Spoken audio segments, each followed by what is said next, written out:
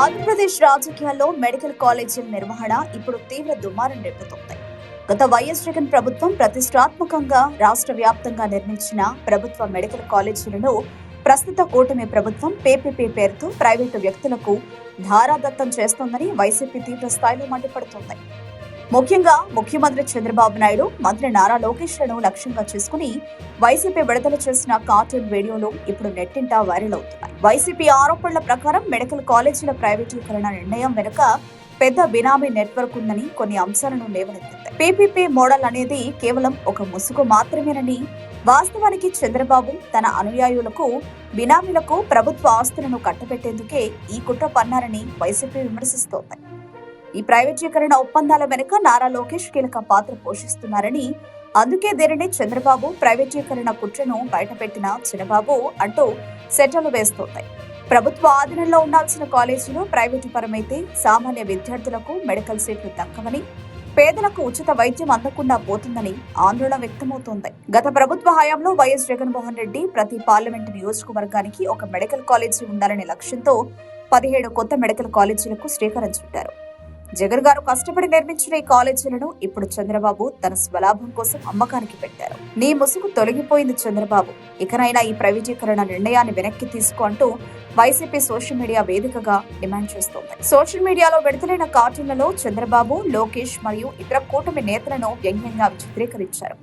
ప్రభుత్వ ఆస్తులను కార్పొరేట్ శక్తులకు ఎలా అప్పగిస్తున్నారో చూపిస్తూ ప్రజలు అవగాహన కల్పించే ప్రయత్నం చేస్తోంది వైసీపీ. రాష్ట్రంలో వైద్య రంగం బలోపేతం కావాలంటే అవి ప్రభుత్వ రంగంలోనే ఉండాలని ప్రతిపక్షం వాదిస్తుండగా, మెరుగైన సేవల కోసమే పీపీపీ విధానమని ప్రభుత్వం చెబుతోంది. మరి ఈ రాజకీయ పోరులో ప్రజల పక్షాన నిలిచేది ఎవరో వేచి చూడాలి.